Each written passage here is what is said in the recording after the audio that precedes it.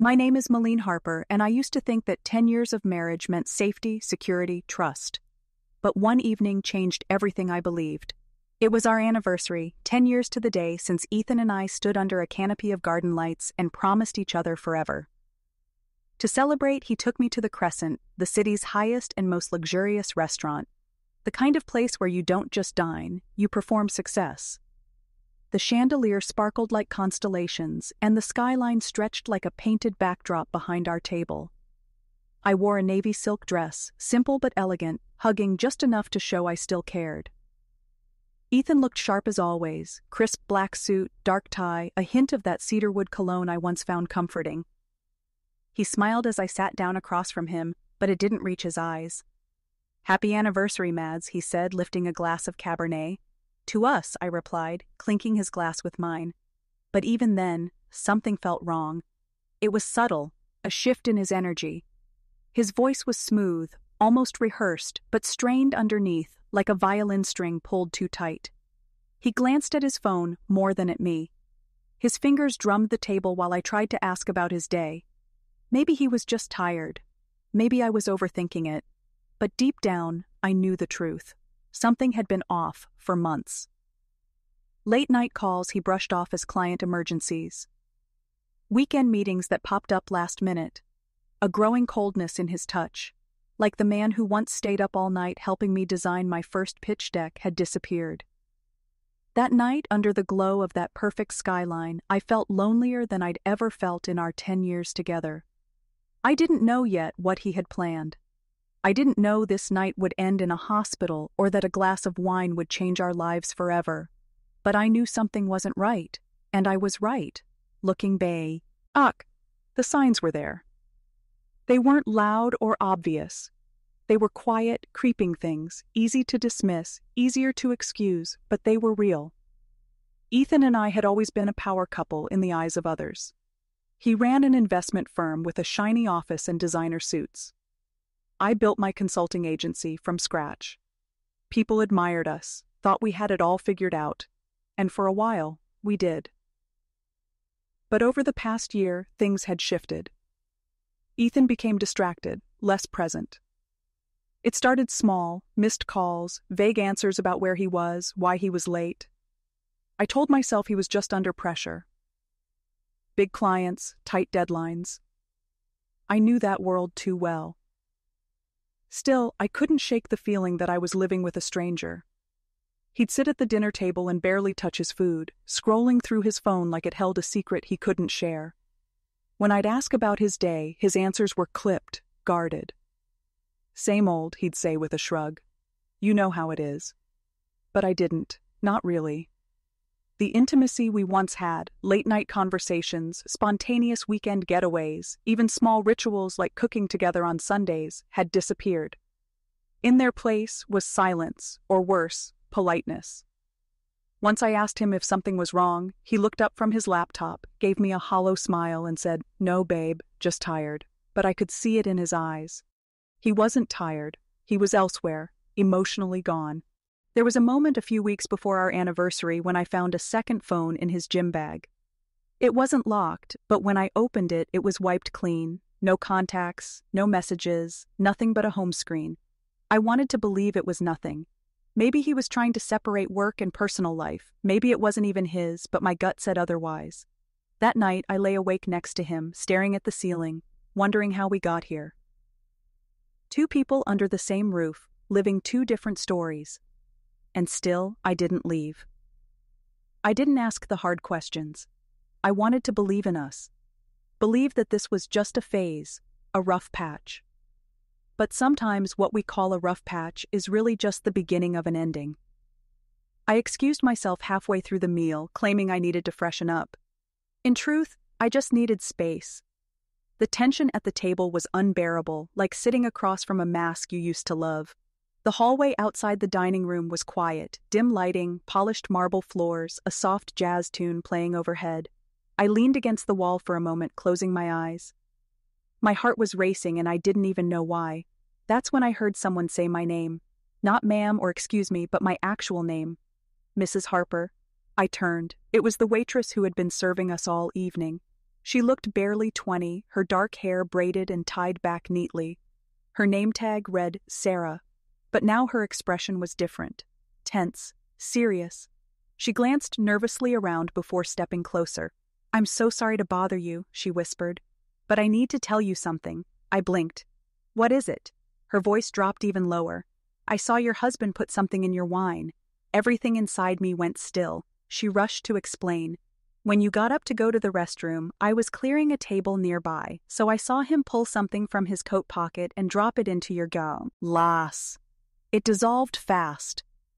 I don't know what it was, but the way he did it, it didn't feel right. I just stared at her. Surely she was mistaken. Ethan might be distant, even cold lately. But poison. "You're sure?"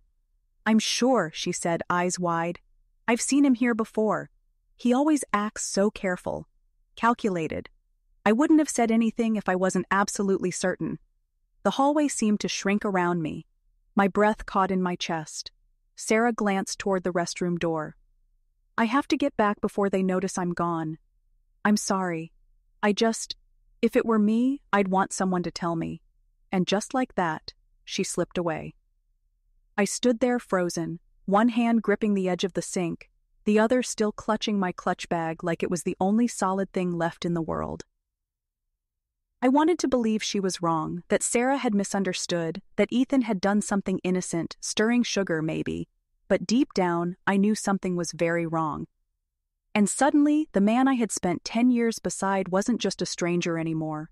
He might be something far worse. I stood in front of the mirror, staring at the woman in the navy dress. Her face looked familiar, but something about her had changed. Her eyes weren't just tired. They were wide with something sharper. Fear, yes, but also clarity. I had a choice to make. If Sarah was wrong, I'd look foolish, paranoid. But if she was right, I couldn't afford to ignore it.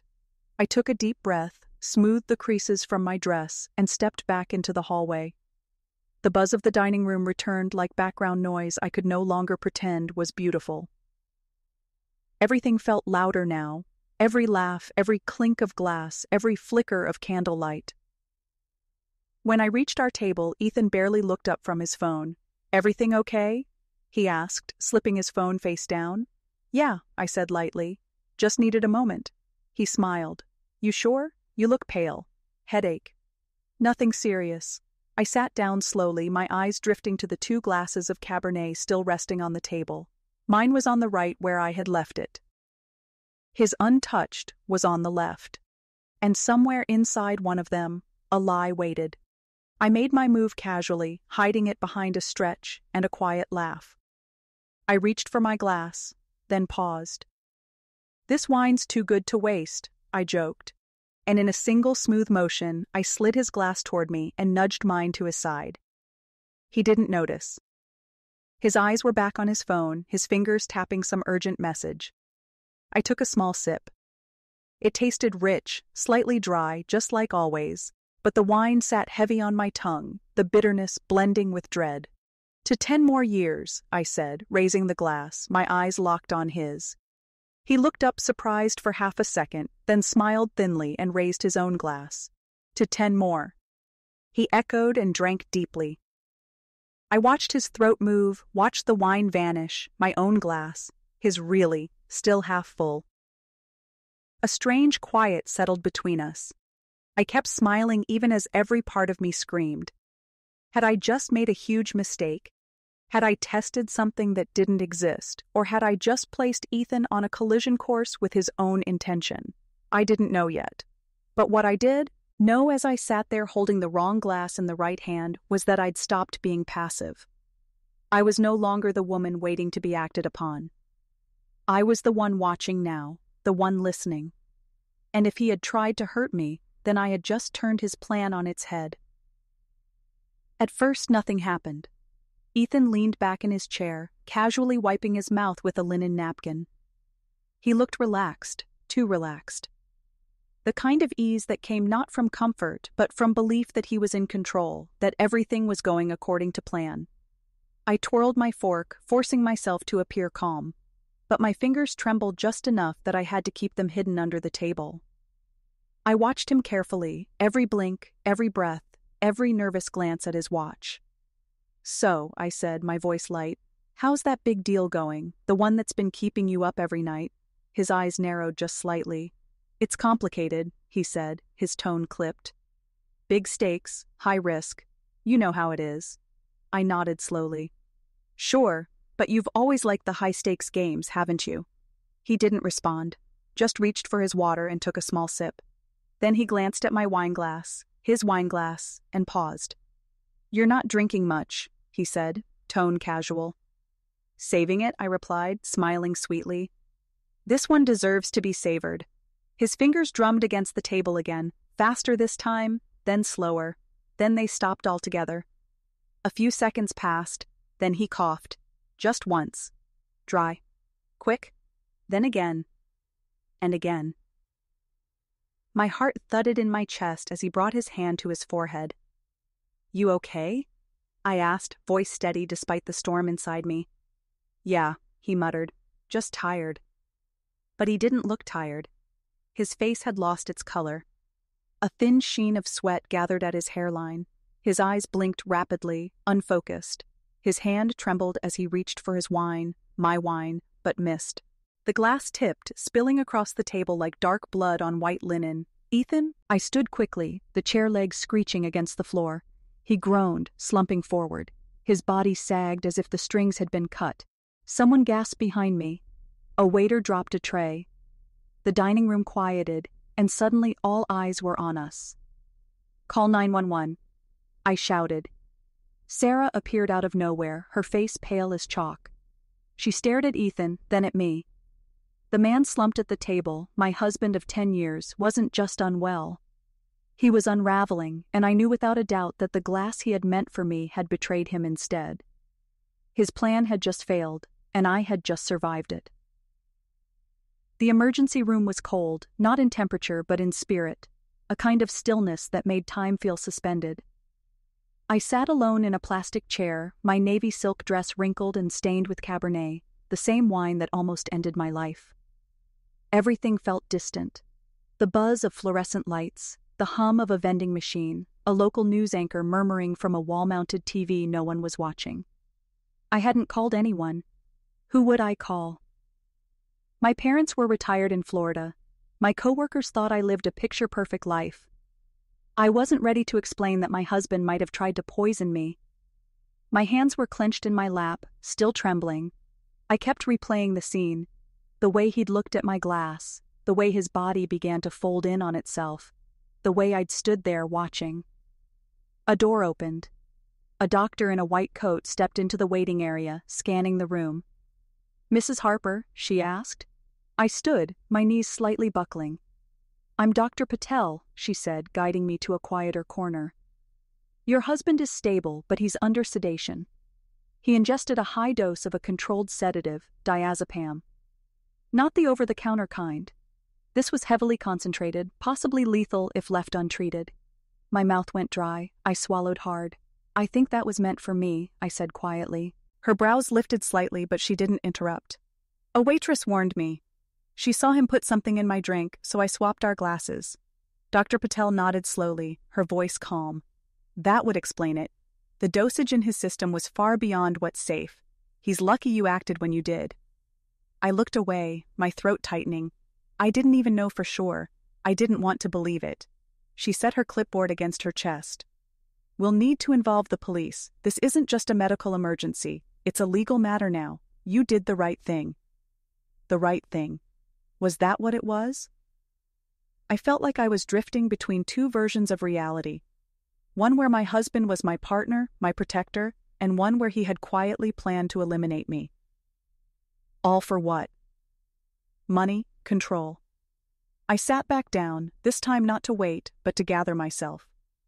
The man I thought I knew was behind a hospital curtain, sedated, alive. But the truth between us was exposed, and nothing could cover it back up. The truth came out faster than I expected. It started with a call from one of Ethan's former clients, a woman named Lacey, who used to gush about how Ethan saved her portfolio. She called me 2 days after the hospital incident. Her voice was trembling. "I didn't know who else to tell," she said. But I think Ethan's firm is in serious trouble." That was an understatement. Within a week, everything unraveled quietly, then publicly. Ethan's investment company, once praised in local business magazines, was collapsing. Months of bad trades, failed investments, and increasingly risky deals had caught up to him. Creditors were circling. Lawsuits were already being drafted. I found documents hidden in a storage bin in our home office, papers he clearly hoped I'd never see. There were letters from banks, warnings from the SEC, even an unsigned power of attorney form that would have transferred all Menchey company assets to his name if I had been incapacitated. That's what he wanted. Not my death necessarily, but my silence, my disappearance. He needed control, and he was desperate enough to do the unthinkable to get it. He must have thought if I couldn't speak, if I couldn't act, he could step in. As my husband, he would have claimed authority, access, ownership. What broke me most wasn't the betrayal itself, it was the calculated patience. The way he smiled at me over dinner, the way he touched my hand, called me Mads, acted like nothing was wrong. He was drowning, and he was ready to drag me under just to keep himself afloat. But I didn't drown. I didn't sip that wine. And now the man who once promised to build a future with me was facing charges instead of champagne. All because I listened to a whisper and trusted my gut over a familiar smile. In the days that followed, I moved through life like a shadow. The media caught wind of the story before I was ready. Headlines hinted at scandal. Investment star hospitalized after wine incident. My name was there, always paired with his. But no one knew the full story, at least not yet. Some friends reached out, confused. Others disappeared completely, as if discomfort was contagious. I didn't blame them. Who wants to believe a man like Ethan, charming, respected, always the one raising a toast, could be capable of what he did? But I wasn't interested in saving face. I was interested in the truth. When the detectives called, I didn't hesitate. I told them everything, from Sarah's warning to the glass switch, from the hidden documents to the storage bin full of secrets. I handed it all over, emails, notes, even my own journals. Ethan was charged with attempted poisoning, among other crimes related to financial fraud. His lawyer tried to spin it, said it was all a misunderstanding, that he was under pressure, mentally unstable, but I'd lived beside that mind for 10 years. I knew the difference between instability and strategy. I didn't attend the first court hearing. I stayed home, sitting by the window in silence, drinking tea from a mug Ethan never liked. The sky outside was gray, but it felt honest. I didn't cry. Not then. Instead, I opened my laptop, pulled up a blank document, and started writing. Not about revenge, not about anger, but about survival. About how sometimes the most dangerous place for a woman isn't a dark alley, but the familiar space across the table from the man who says he loves her. And about how listening to your instincts, no matter how soft the whisper, isn't just brave, it's what saves you. I don't know exactly when it happened, when I stopped seeing myself as a victim and started recognizing my strength. Maybe it was the moment I swapped those glasses. Maybe it was the second I chose to believe the frightened voice of a stranger over the calm smile of my husband. Or maybe it was afterward, when I stood in front of a mirror and saw a woman I finally respected. The months that followed weren't easy. Healing rarely is. I went to therapy. I distanced myself from people who still clung to the illusion of our marriage. I let myself grieve. Not just the relationship, but the years I spent shrinking so someone else could shine, and then I began to speak. It started small, a women's leadership conference, then a podcast, then a panel at a nonprofit dedicated to helping women recognize coercion and financial manipulation in relationships. I didn't tell my story for attention. I told it because silence is what almost killed me. Today, I'm not defined by what happened that night at the Crescent. I'm defined by what I did after. I rebuilt. I returned to my company stronger than before. I hired Sarah, the young waitress who warned me, as my executive assistant. She's studying business now, and I'm proud to mentor her. People still ask if I ever loved Ethan, and the truth is, yes, I did, deeply. But love isn't a reason to sacrifice your safety, so it's not an excuse for betrayal. And no one, no matter how familiar, has the right to make you doubt your reality. If you're still watching this, and if my story resonates with you even a little, then hear this. Trust yourself. Listen to your instincts. Don't wait for the crash to confirm what your gut already knows. And if you've ever escaped something that once felt unescapable, I hope you take a moment to honor your survival. This is Madeline's story, but maybe it's yours too. If this touched you in any way, don't forget to like, comment, and share this video, and subscribe to The Art of Revenge, where true stories of strength, clarity, and quiet triumph are brought to light. Your voice matters, and your truth is never too small to be heard.